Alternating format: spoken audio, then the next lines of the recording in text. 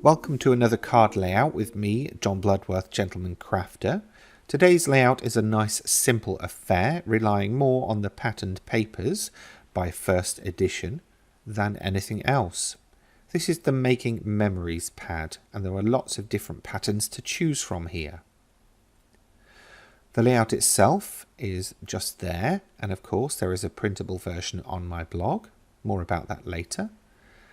I've chosen a single sentiment die, 3 types of patterned paper, and oh, what's this? A little treat for me later. What was I saying? Oh yeah, and I've used some coloured cardstock as the card base.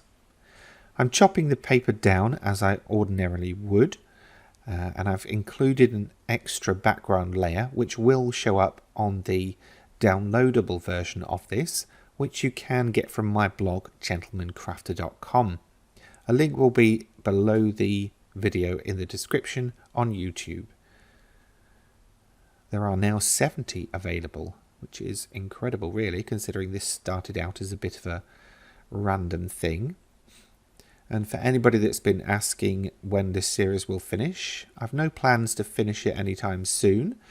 What I might do though is close off at some point later in the year this particular format of 6x4 and start sharing some different shapes and styles of card. I don't know exactly yet. I'm just enjoying myself making, and I hope you are too. Now the bookbinding glue is being used to stick down the papers. I find this doesn't warp the papers, especially when using the lightweight cardstock as the base. So for that reason, a great one to have in your collection if you make your cards to sell, because there's naught worse than a wonky card. Okay, that's all of my main layers on, 2 background ones. For the sentiment panel, I am going to ink the edges and then of course blend them off with my ink blending tool. This is just something I like to do when I'm teaming stark white cardstock with other colours, as it gives a border to that area.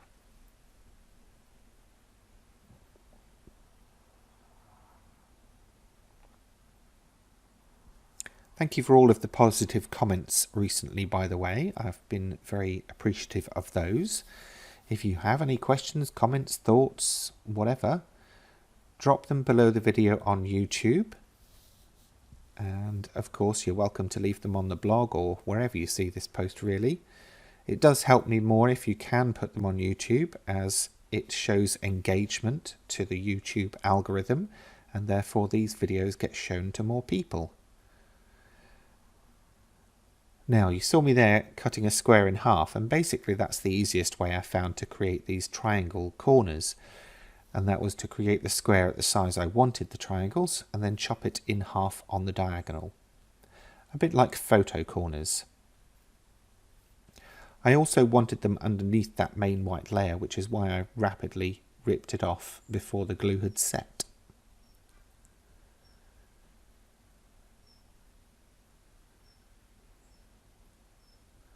Okay, now the sentiment I'm cutting from the same cardstock that I used to create the card.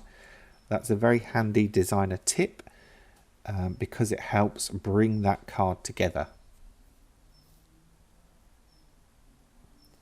I was originally planning on doing this in a portrait style, however I didn't really have much to put top and bottom, so I decided to go with the landscape format so that the text would sit a long ways along the card, and then all I had to do was really add a couple of little embellishments at the end. Nothing frou-frou, nothing over-exaggerated here, just the papers and the sentiment to do a lot of the work. So if you do make to sell, this is a great way to create a whole batch of cards very quickly. Just some gems here. Of course you could use those squeezy dots or brads or really whatever you fancy. Okay, there we go. That's number 70 done. Thanks for watching, and of course I will see you next time. That's it for this time. If you've enjoyed this video, please remember to give it a thumbs up And if you have any questions, feel free to leave them in the comments section below. And for more from me in the future, please remember to subscribe to this channel. Thanks for watching.